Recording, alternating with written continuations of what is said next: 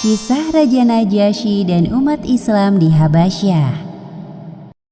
Demi menjaga keselamatan dan akidah umat Islam, Nabi Muhammad SAW memerintahkan pengikutnya untuk hijrah ke Habasyah.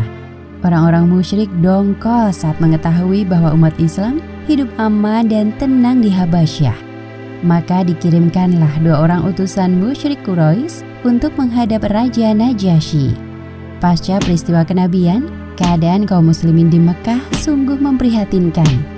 Tekanan dari kaum Quraisy yang menolak dakwah Nabi Muhammad SAW semakin berat. Mekah terasa sempit bagi orang-orang muslim yang lemah. Mereka mulai mencari cara agar keluar dari siksaan yang pedih ini.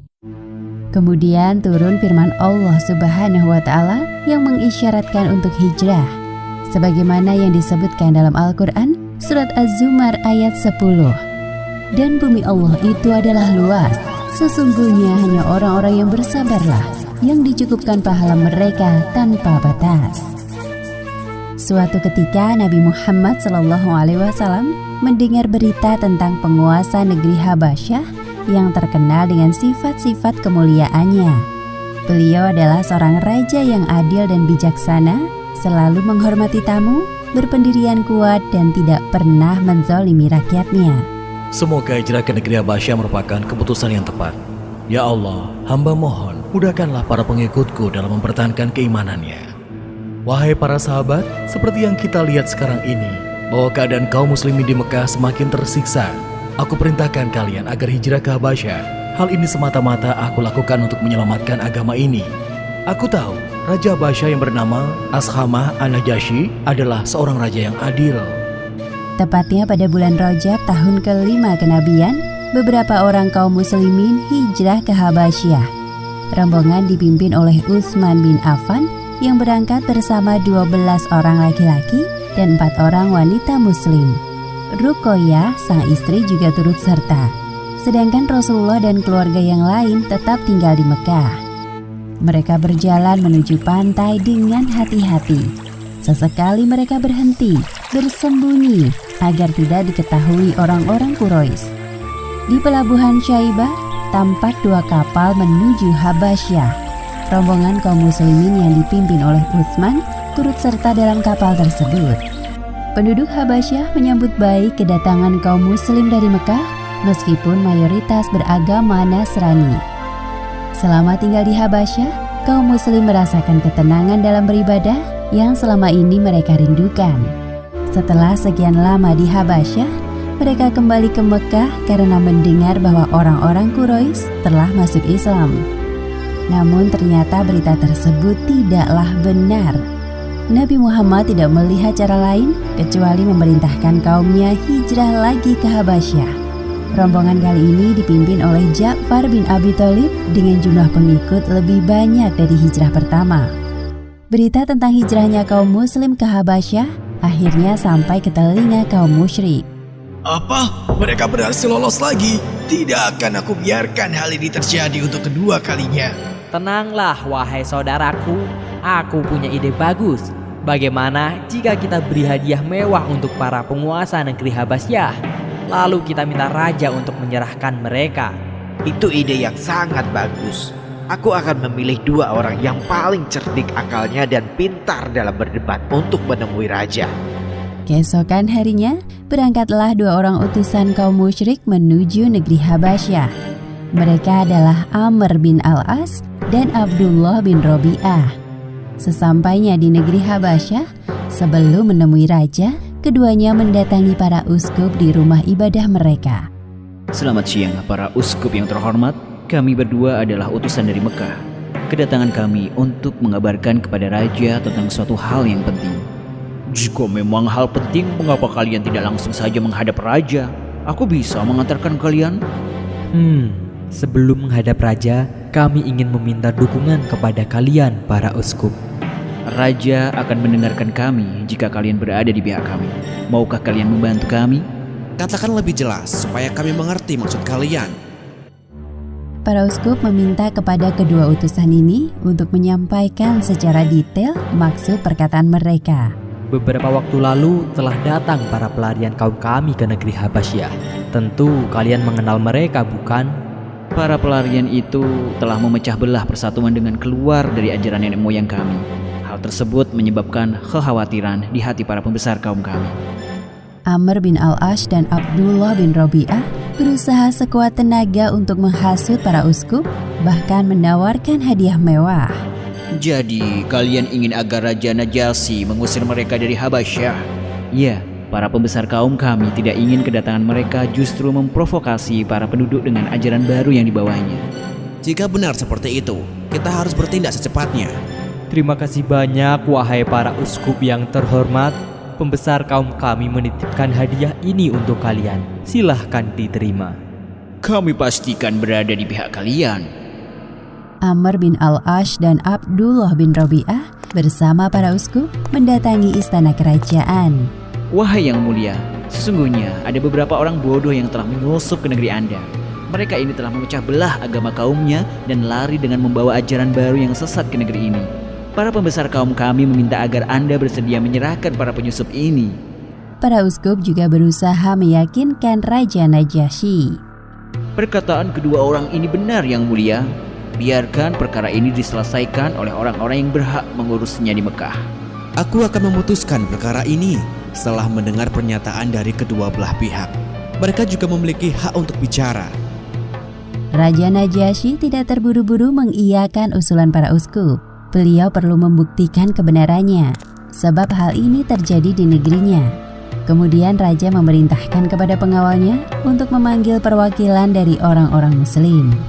Katakan kepada para pendatang dari Mekah, aku ingin bertemu mereka di istanaku. Baik, wahai Raja. Momen yang ditunggu semua orang akhirnya tiba. Kaum Muslim datang dengan membawa juru bicara mereka, yaitu Ja'far bin Abi Thalib. Aku ingin tahu, seperti apakah agama kalian yang sampai membuat kaum kalian terpecah belah? Ja'far menjawab pertanyaan Raja Najasyi dengan penjelasan yang panjang. Wahai Raja, dulu kami orang-orang jahiliyah, gemar menyembah berhala, memakan bangkai, memutus silaturahim, menyakiti kaum yang lemah, minum minuman keras, dan melakukan perbuatan buruk lainnya. Sampai kemudian Allah SWT mengutus seorang Rasul dari kalangan kami yang semua kebaikan ada dalam dirinya. Beliau mengajak kami untuk menyembah hanya kepada Allah dan meninggalkan sesembahan yang hina. Apa barusan yang engkau katakan, wahai Ja'far? Kau telah menghina berhala sesembahan kami. Kami menyembah jiwa yang hidup di dalamnya. Hal itu yang membuat kami dekat kepada Tuhan. Wahai Am, tidak semua orang berpikir seperti kalian. Engkau tidak berhak memaksa orang lain meyakini apa yang engkau yakini. Lanjutkan penjelasanmu, wahai Ja'far.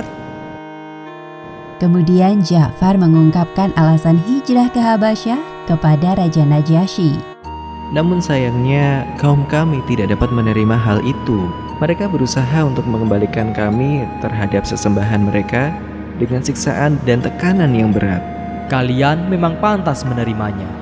Hal itulah yang membuat Rasul kami, Muhammad SAW, mengirim kami ke negeri Anda.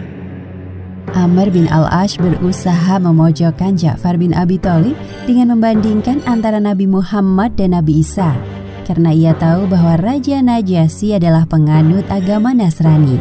Wahai Ja'far, dari tadi kau mengatakan bahwa Muhammad adalah utusan Allah. Memangnya mukjizat apa yang dia miliki? Apakah dia bisa bicara sewaktu masih bayi? Apakah dia bisa menghidupkan orang yang sudah mati? Menyembuhkan orang yang buta? Atau menurunkan makanan dari langit? Wahai Raja, bukankah yang barusan saya katakan itu benar? Ya, engkau benar, wahai Amr. Setiap Rasul memiliki mukjizat untuk membuktikan kerasulannya. Lantas, apa mukjizat dari Rasul kalian, wahai Ja'far? Al-Quran. Apa? Tulisan yang diberikan kepada orang yang bahkan tidak bisa membaca. Itu maksudmu? Raja Najasyi menanggapi perdebatan dengan tenang, tidak seperti Amr bin Al-Ash yang berapi-api. Aku pernah mendengar bahwa Tuhan mengutus seorang Rasul. Tidak peduli dia dapat membaca atau tidak jika Al-Quran memang diturunkan untuknya. Wahai Ja'far, apakah engkau bisa membacakan sedikit dari Al-Quran yang dibawa oleh Rasulullah itu? Ya, aku akan membacakannya di hadapan kalian semua. Kemudian Ja'far membacakan beberapa ayat dari surat Maryam. Tiba-tiba Raja Najasyi menangis terseduh-seduh hingga air mata membasahi jenggotnya. Begitu pula dengan para uskup. Sesungguhnya bacaan ini dan yang dibawa Isa benar-benar keluar dari satu cahaya yang sama-sama dari Allah. Kemudian Raja Najasyi mengusir kedua orang utusan kaum musyrik dan mengancamnya. Pergilah, demi Allah aku tidak akan menyerahkan pengikut Muhammad kepada kalian. Sial, aku harus datang lagi untuk membuat perhitungan dengan mereka. Sudahlah, jangan engkau lakukan itu wahai Amr. Kita tidak memiliki perlindungan di sini. Tidak bisa, mereka telah menginjak harga diriku sebagai orang yang paling cerdik di hadapan pemimpin negeri orang asing.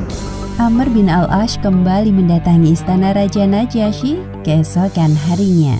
Wahai Raja, sesungguhnya Anda telah melindungi orang yang salah. Mereka telah mengatakan hal yang tidak benar tentang Isa. Apa maksudmu, wahai Amr? Sementara itu di tempat penampungan kaum muslim, Bagaimana kau dapat menjelaskan tentang ini kepada raja, wahai Ja'far? Aku akan mengatakan sesuai yang Nabi sampaikan kepada kita. Lagi pula, kita tidak memiliki niat buruk tinggal di negeri ini. Jangan khawatir, wahai saudaraku. Allah SWT akan melindungi kita semua. Raja Najasyi segera memanggil kaum muslim ke istana untuk menanyakan pendapat mereka tentang Isa. Apa yang kalian katakan tentang Isa? Pendapat kami tentang Isa seperti yang telah disampaikan oleh Nabi Muhammad SAW. Lalu, apa yang dia katakan? Isa adalah hamba Allah, Rasulnya, rohnya, dan kalimatnya yang disampaikan kepada Maryam yang suci. Demi Allah, apa yang dikatakannya sesuai dengan keadaan Isa bin Maryam? Sudahkah engkau dengar itu, wahai Amr? Ini terakhir kalinya aku meladeni ucapanmu. Sebaiknya engkau benar-benar kembali ke negeri asalmu. Bawa serta semua hadiah-hadiah itu. Aku tidak membutuhkannya. Dan untuk kalian, aku persilahkan kalian tinggal di Habasyah. Barang siapa yang berani menyakiti kalian akan berurusan denganku. Alhamdulillahirabbil alamin. Demikianlah akhir kisah Raja Najasyi dan umat Islam di Habasyah.